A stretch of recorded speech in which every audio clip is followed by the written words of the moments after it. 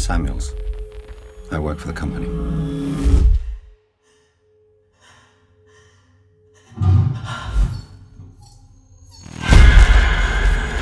It's about your mother.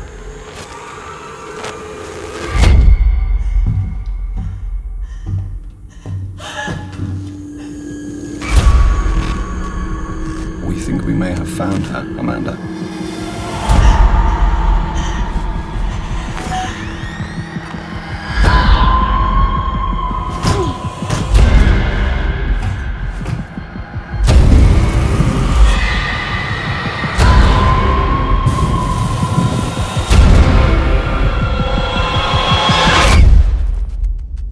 We get to shut the book. Ripley.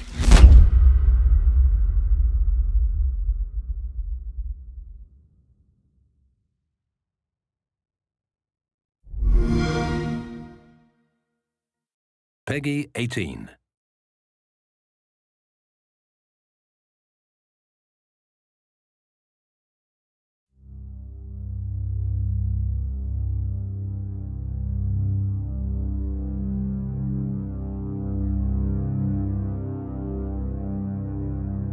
I guess it all started because no one had made the game that we wanted to play. A game which really captured the spirit of the original movie, with an alien that was terrifying, massive, to make a game based not on action, but on horror and survival.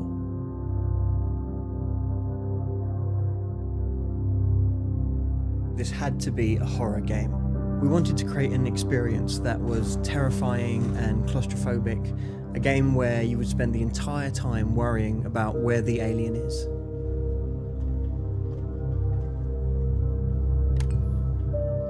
Instead of the player cutting down hundreds of aliens, we have them focus on a single creature.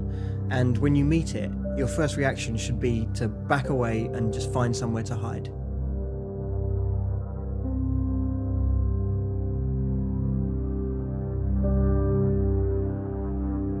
Getting the story right was really important to us. We kept coming back to the question, when the Nostromo went missing, who would go searching for it? And that led us to Amanda Ripley, and if she went looking, what would she find? In Alien Isolation, the player is a normal person in an extraordinary situation. The player isn't equipped with incredible firepower or military hardware. They are isolated, they are vulnerable, and they're just trying to survive moment to moment with whatever they can find in the environment that will give them some kind of edge. We've taken the majority of our cues from the original movie. This kind of lo-fi sci-fi has informed just about every aspect of the art, from the architecture to the character design, the materials we're using, visual effects, lighting. Everything comes back to this 1970s view of the future. Everything in the game, all the technology, has this kind of mechanical push-button feel to it, and that's really important to us.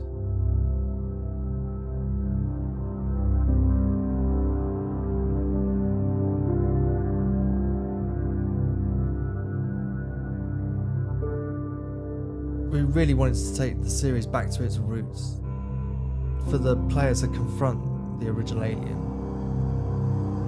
We really wanted to make the Alien game that people have been waiting for.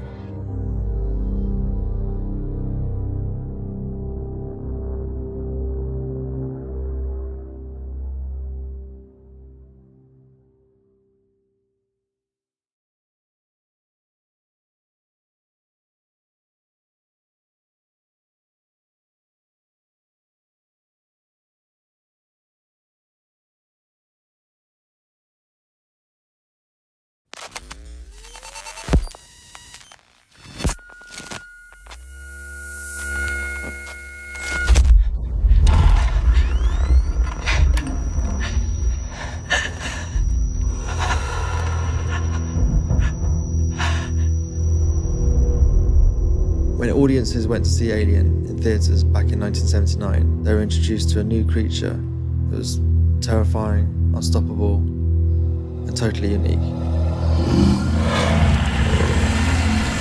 We wanted to make a game that recaptured that original experience.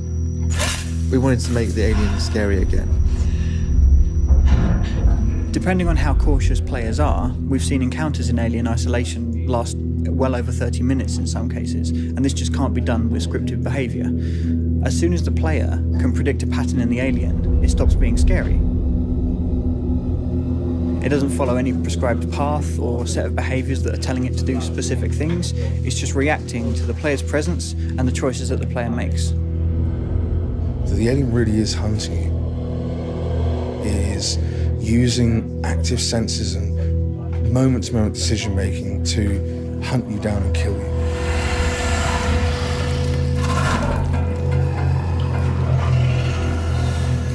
If you look back at the first film, it's mainly top body shots of the alien, the attack.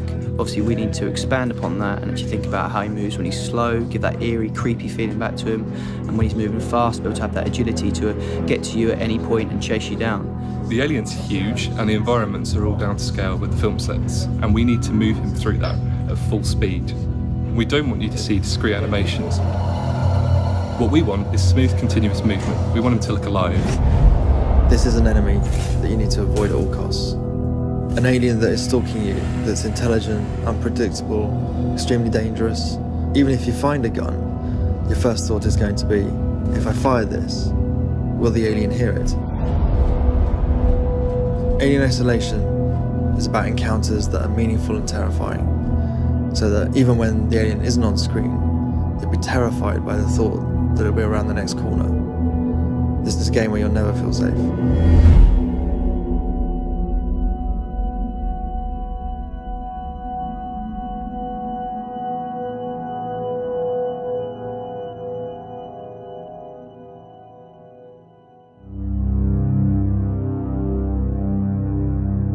I guess it all started because no one had made the game that we wanted to play. A game which really captured the spirit of the original movie. With an alien that was terrifying, massive. To make a game based not on action, but on horror and survival.